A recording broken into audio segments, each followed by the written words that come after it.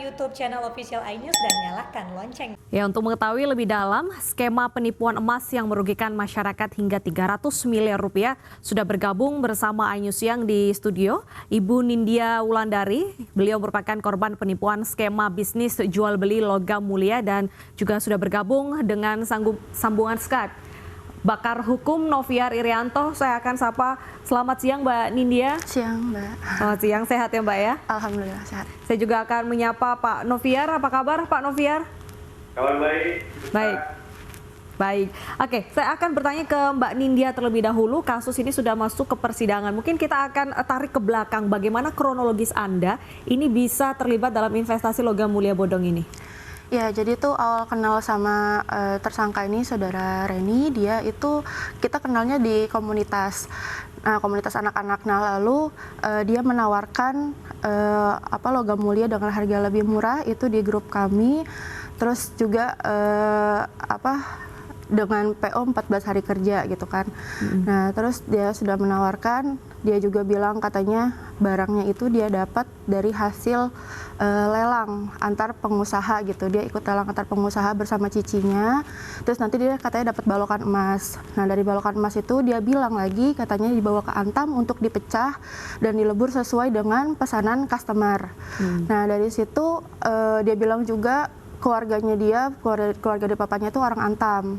Oke. Jadi dia inilah meyakinkan kami untuk beli di situ, apalagi dengan harga lebih murah seperti itu. Gitu. Sejak tahun 2019 ini sekitar 2 tahun yang lalu ya, hampir 2 tahun yang lalu. Hampir 2 tahun yang Apakah lalu. Mbak Nindya sudah pernah mendapatkan keuntungan logam mulia itu?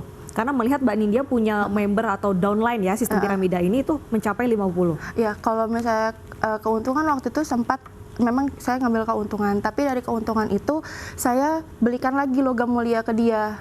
Jadi semua keuntungan saya di situ semua, nggak ada lagi gitu keuntungannya, karena tadinya berharapnya keuntungan saya dapat logam mulia lagi kan, tapi ternyata akhirnya kegerus di sana semua. Oke, berapa kerugian Anda Mbak? Total sama customer itu sekitar 5 miliar. 5 miliar, angka yang cukup besar. Saya akan ke Pak Noviar. Pak Noviar, untuk kasus penipuan investasi sistem piramida atau yang lebih dikenal itu MLM ya, karena menarik downline itu. Apakah sistem ini sebenarnya sah-sah saja Pak di Indonesia? Ya, terima kasih. Tadi kalau penjelasan dari Bu Nindya bahwa barang itu kan dari lelang ya. Tentunya semestinya kita paham bahwa dari lelang ini tidaklah banyak barang-barang yang bisa dijual karena tergantung dari ketersediaan di lelang. Nah, kalau misalnya kita bicara bahwa orang ini adalah distributor dari Antam, pengetahuan kami bahwa distributor Antam ini kan ada sertifikatnya, ada terdaftar. Gitu. Nah, skema dari distributor ini yang kadang-kadang pembawaannya itu tergantung mereka bisnis seperti apa. Apakah mereka melakukan reseller atau kemudian dengan cara MLM tadi. Nah, sesungguhnya sebenarnya di sini tidak ada yang salah dalam skema bisnisnya. Hanya di sini terlihat betul bahwa ibu ini memanfaatkan komunitas. Apalagi di dalam satu sampai 2 kali dia sudah menyiapkan sudah ada emasnya ya.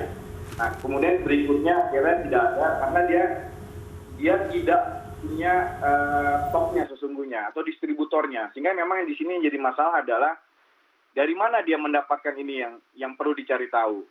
Jadi kalau mengenai masalah cara menjualnya, saya pikir itu sah-sah saja. Tapi bagaimana kita mencari tahu apakah dia memang terlisensi, terdaftar di Antam, atau mungkin memang dia distributor dari salah satu perusahaan, itu ya sebenarnya memang kita harus tahu. Karena kalau sistem pre-order ini kan belum tentu si produsen emas ini akan selalu siap sedia. Dan dia tidak boleh menjanjikan kepada downline-nya bahwa ini sudah siap. Gitu. Jadi belum tentu, karena kan pasti ada keterbatasan di dalam produsen ini. Gitu. Kira-kira seperti itu. Oke, Mbak Nindya sendiri apakah sudah pernah memeriksa sertifikat logam mulianya? Kalau yang kita terima itu memang logam mulianya yang terbaru, Mbak, yang sudah certi-I. Jadi di situ sudah dalam bentuk kayak ATM gitu. Nah, di belakangnya ada scan barcode-nya dan itu bisa di-scan. Itu online sih, dia langsung bisa connect itu asli atau tidaknya. Dan pernah mengecek itu asli ya? Asli, Oke, kapan Anda menyadari ataupun juga menemukan hal-hal yang mengakibatkan kerugian cukup besar? Pas di akhir di bulan April 2020 itu pas order udah berapa kali, terus barang nggak dapat lagi, nggak turun gitu, barang nggak dapat, terus kita minta refund pun nggak dikasih sama si tersangka ini. Jadinya waktu itu pun akhirnya karena dia bilang minta waktu 2 bulan untuk bisa mengembalikan, akhirnya minta bikin perjanjian, tapi dari situ juga tidak terlaksana lagi gitu pengembaliannya, sehingga akhirnya di bulan Juli saya buka laporan di Bareskrim. Baik, oke, Pak Noviar, jika kasus seperti ini, apakah ada peluang bagi korban nanti ini untuk mendapatkan uangnya kembali ataupun juga investasinya kembali ke dia? Ya, tergantung ya, artinya ketika nanti penegak hukum melakukan penyitaan, mungkin baru setelah itu bisa dikembalikan ke para korban. Namun kan di sini kalau seandainya tidak ada, maka perbuatan si pelakunya aja yang hanya dihukum. Dan memang mohon maaf saya sampaikan bahwa tipikal cara penipuan seperti ini nih sebenarnya sudah cara lama ya. Pertama, mereka memanfaatkan kedekatan hubungan teman, komunitas. Kemudian 1 sampai 2 atau 3 kali pengembalian investasi itu terjadi, sehingga menambah yakin. Kemudian juga orang yang yakin itu kemudian bisa bicara lagi kepada orang yang lainnya, karena dia sudah ada fakta bahwa ini benar loh terjadi dan sebagainya. Dan itu akhirnya menjadi gunung es lah istilahnya ya, menjadi besar lah. Akhirnya dia tidak mampu untuk mengembalikan. Nah, terkait mengenai apakah ini bisa kembali atau tidak, ya mohon maaf, mungkin saya agak ragu, karena kalau seandainya si pelaku ini tidak memiliki aset, atau bahkan memang janji dia mengenai masalah emas ini memang tidak pernah ada, maka korban sulit untuk mendapatkan kembali investasinya ya? Hartanya atau uangnya. Okay.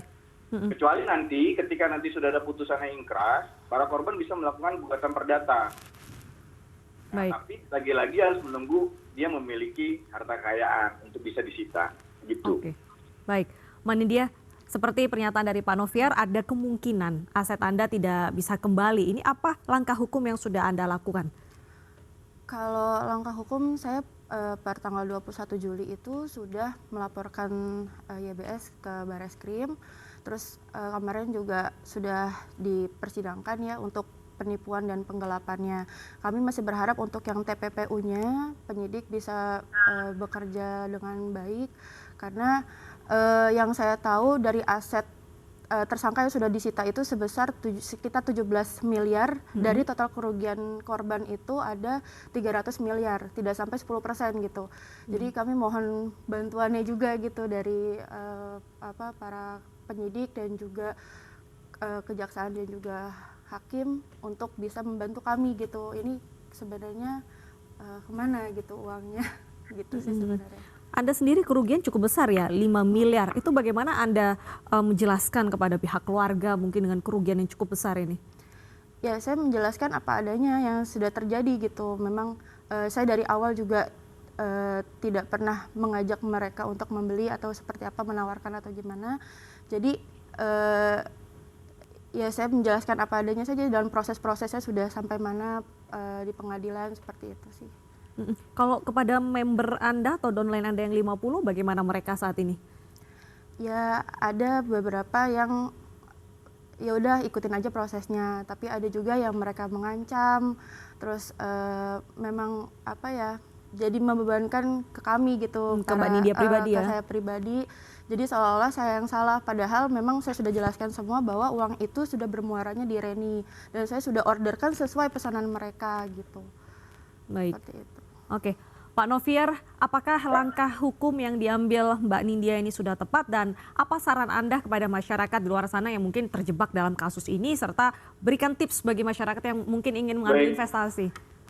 Ya, memang sudah sangat tepat dengan melaporkan dugaan tindak pidana ya, dengan penipuan, penggelapan, atau mungkin bisa dimasukkan pasal TPPU mungkin. Saya nggak tahu dalam proses persidangannya bagaimana. Memang menjadi berat bagi Bu Nindya ini karena hubungan hukumnya ini kan kepada downline-nya. Downline-nya sendiri mungkin tidak peduli atau tidak mau tahu dengan siapa Bu Nindya bekerja sama di atasnya. Karena uang yang dia tahu dan faktanya memang ditransfer atau diserahkan ke Bu Nindya. Tapi dengan langkah hukum ini untuk memberikan suatu peristiwa hukum itu menjadi jelas dan terang. Ya mohon bersabar aja Ibu jadinya.